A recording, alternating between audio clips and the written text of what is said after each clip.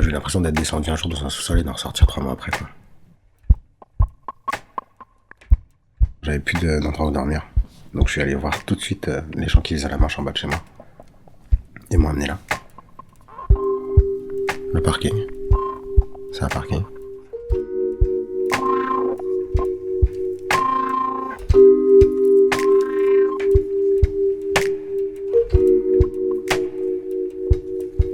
En dessous des cités qui sont à Riquet.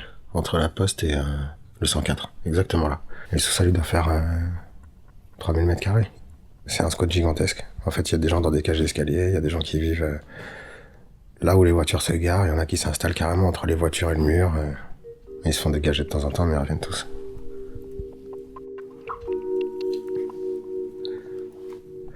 Et là, je suis tombé sur un mec super sympa. Avec qui j'ai dormi, avec qui j'ai tout fait. Trouver de l'argent, à manger. Tout ce qu'il fallait faire pour s'en sortir à ce moment-là. Donc je suis resté là. Et j'ai trouvé une petite équipe en fait. Parce que c'est des gens qui fonctionnent en équipe. Sinon tu t'en sors pas.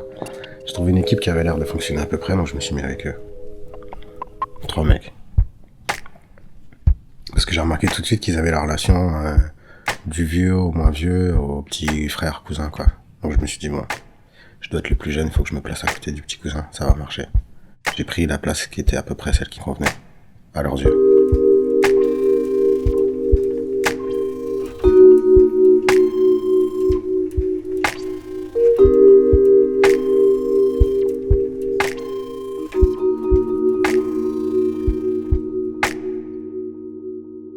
Le parking, c'est le rebut. C'est ceux qui sont ni capables de voler, ni de se battre, ni d'assumer toute la violence de la rue. C'est les déchets, en gros. Tu vois, dans le parking, c'est les plus âgés, donc des femmes et des vieux. Nous, on y était parce que on était sous la protection des vieux, et puis parce que c'était l'endroit le plus simple auquel accéder en plein hiver, parce que les squats sont protégés, tu sais. Un mec, quand il a un squat, il dit pas où c'est, il t'invite que s'il y a vraiment un intérêt à te faire partager le squat. C'est compliqué, hein. Du coup, là, il y a 3000 mètres carrés. Tu viens quand tu veux. Il y a des endroits où partout où tu peux dormir.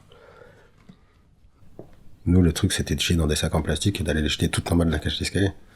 Ça revenait au même que de le faire à côté. Au final, à 2 étages de différence, t'as une mare de merde et de pistes gigantesques et ça remonte toute la journée. L'odeur, elle est terrible, quoi. Mais au moins, tu l'as fait dans un sac. T'as été le jeter ailleurs. Pas comme un animal, quoi.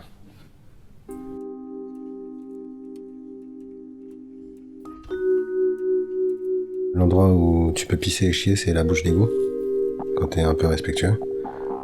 Te laver, c'est pas. Ou alors avec des lingettes désinfectantes. T'imagines comment tu te laves avec un carré de 2 cm². Et manger, c'est en dehors du parking. Si tu veux un peu profiter de ta bouffe, quoi. Comme on mange pas souvent, qu'on mange n'importe quoi. Y a pas de pièce. Y a des secteurs. Là, c'est chez un tel, là, c'est chez nous, là, c'est chez eux. Et on bouge pas. Parce que dès qu'on bouge, c'est la guerre. Un matelas, c'est un nid à poussière, à microbes, à puces de corps, à tout ce que tu veux. Puis ça prend une odeur terrible et tu te le fais voler en 2-2. Donc, rien ne reste très longtemps. Du coup, c'est soit il y a quelqu'un toute la journée qui reste à dormir dessus parce que sinon il va disparaître, soit... Et même, c'est des trucs tellement bas qu'il y en a qui viennent pisser sur ton matelas pour te faire chier. Ah, un matelas. Tu casses une vitre de voiture, tu te mets dedans, tu dors. C'est ta voiture. On dort toujours ensemble. 3, 4. Tu dors pas la nuit, t'es jamais tranquille. Tu sais, jamais tranquille. Le truc que tu cherches, c'est la tranquillité. C'est le truc qui manque le plus. Ça et la chaleur. 2 devant, 2 derrière. On dort assis. Tu dors pas tout seul. Tu flippes trop. Ceux qui dorment seuls, c'est... Ils ont plus rien à perdre, je te dirais. Ils ont tout dépassé. Honnêtement, c'est les très très vieux ou les très très défoncés qui dorment tout seuls.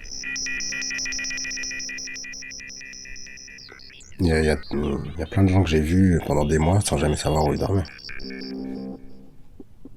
Parce que déjà ils dorment pas beaucoup, mais qu'en plus, quand ils vont dormir, ils s'enterrent.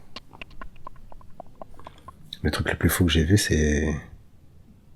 Après avoir accompagné un mec 5 fois dans une cage d'escalier, et l'avoir entendu me dire c'est chez moi, je me suis dit bon bah il doit avoir un des apparts ou squatter un des apparts dans la cage d'escalier. On n'est jamais rentré chez lui.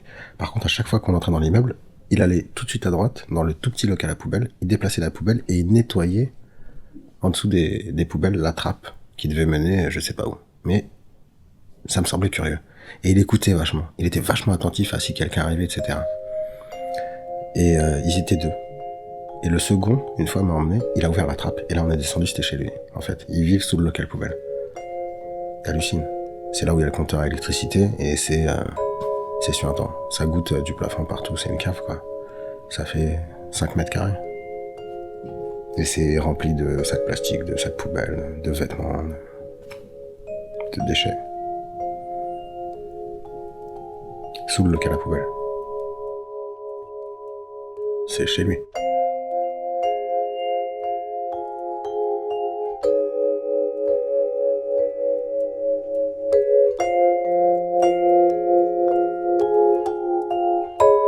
À suivre sur arteradio.com.